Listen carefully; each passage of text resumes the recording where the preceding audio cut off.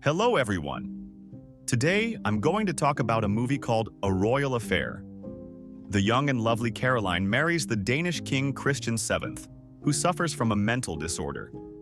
At the evening banquet, the girl sits close to the king, offering to come to her chambers before going to bed. After the banquet, Caroline shows her mastery of the piano, but Christian stops the music, ordering the girl to sit back in her seat, explaining that Caroline's playing gave him a headache. Before going to bed, the king enters the girl's chambers. Taking Caroline's hand, Christian slips it into his pants and then piles the girl on the bed, but she pushes him away and apologizes. Christian orders his wife to take off her clothes and lie on the bed, after which he extinguishes the candles in the room. The girl does not arouse any interest in the king, so Christian prefers to disappear in brothels or take courtesans to the kingdom rather than spend time with his young wife. A few months later, King Christian goes on a long trip to Europe, leaving Caroline and her child in the kingdom. Count Rantzau summons Johann Struensee, a local physician, offering to become the king's personal physician and accompany him on his journey through Europe.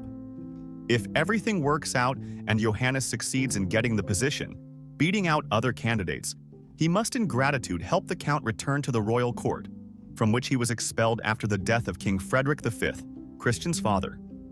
At the interview, Johann quickly finds common ground with the king, making a good impression on him.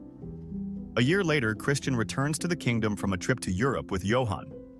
As evening falls, Count Rantzau and Brandt arrive at the public house where Johann has arranged for them to meet. Once inside, they meet King Christian, who agrees to accept them back into the royal court on Johann's advice. After getting drunk, the four of them return to the kingdom, where they are met by Caroline, who is displeased that the king spends every night in brothels, which the whole town knows about. In the morning, Christian complains to Johann that there are so many princesses around, and he has gotten a boring person. The frustrated doctor listens as the king orders him to cure Caroline of her boredom. After examining the girl, Johann concludes that Caroline is perfectly healthy. To get rid of boredom, the doctor recommends Caroline to visit a summer residence in Germany, where they come the entire royal court. While riding horses, Caroline and Johann discover a peasant who has been beaten to death. The land belongs to half of the royal court, and someone among them has decided to punish the laborer for his misdeeds. Due to a smallpox epidemic, Johann returns to Denmark, where the disease has killed almost 700 people, mostly children, in the last month.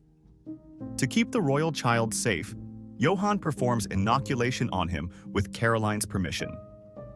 After ascertaining that the child is fine, Caroline proposes to perform the operation on all the inhabitants. This remedy, however, is rejected by the Council of Ministers for lack of funds. Left alone with the king, Johann decides to push Christian to carry out the plan, as the king trusts Johann unconditionally. Struensee invites him to address the Council of Ministers with a pre-learned text, as if Christian were speaking on the stage of a theater. The first decree of the king, or rather Johannes, is to clean the streets of the city of dirt. To do this, more laborers must be hired, and to pay them, Christian, on Johannes's advice, proposes to lower the allowance of those who have their own land and the income from it. At the ball, while Christian is fooling around, Johann invites Caroline to dance. During the dance, feeling an irresistible attraction to the girl, Johann leaves the hall. Caroline follows Johann out, and he begins to kiss her until their kiss is interrupted by a servant passing by. The next evening, Johann receives a note from Caroline and sneaks into her chambers through the servant's passage and then into the queen herself. From that point on, their secret meetings become a regular occurrence, and Christian, at Johann's prompting, promotes more and more laws. Some of them, such as smallpox vaccination, are again rejected by the Council of Ministers for lack of funds. To make it easier for Christian to defend the decisions, Caroline persuades Johann to become an advisor to the king and promote his ideas with him. One of the ministers, Goldberg, suspects that the king is being manipulated and turns to Christian's stepmother, who does not mind her own son taking the throne.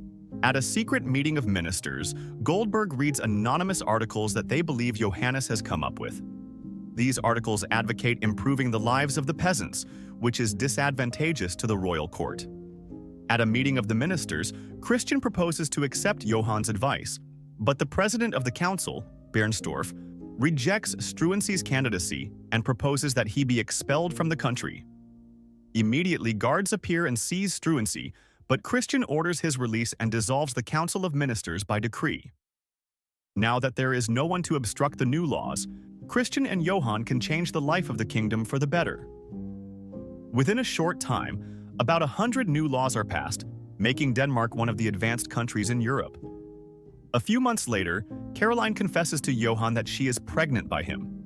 She has not been close to the king for a long time, so her pregnancy will arouse suspicion. Not wanting to lose the child, Johan convinces Christian to visit Caroline, lying that the queen misses him. Upon learning of her pregnancy and convinced that it is his child, Christian begins spending every night with Caroline, which infuriates Johan. Because of Christian's frequent meetings with Caroline, Johan hardly ever sees the girl. Once, while signing documents, Struensee slips the king a decree that no longer requires Christian's signature for the adoption of new laws or decrees. Johan's signature is enough. While walking with her son, Caroline meets Johannes, who asks to walk with her. Struensee strokes Caroline's belly, which is noticed by Juliana, Christiana's stepmother. Gathering the maids, Juliana tries to find out if they know anything about Johan and Caroline's affair. One of the maids, cleaning Caroline's bed in the morning, smells Johan's odor on the sheets and informs Juliana. She, in turn, organizes a meeting with the former ministers and distributes leaflets defaming the king that Caroline has cheated on him with Johan, which makes Christian furious.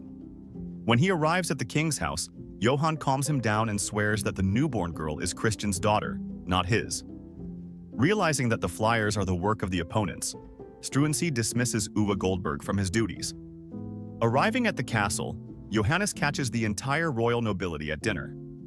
During the meal, Christian shouts out that the girl is Struensee's daughter and runs out of the hall. Catching up with him, Johan warns him that if Christian behaves like this, he will be left alone. To this, the king confesses, "I want things to be as they were before." Meanwhile, Juliana prepares a coup by persuading the higher ranks to turn against the king, since the new laws have reduced the funding for the army, and the royal guard will soon have to stop being paid. Goldberg visits Count Ranzau, whose property has been confiscated by bailiffs for debt. Ranzau had previously asked Johannes for help, but he refused.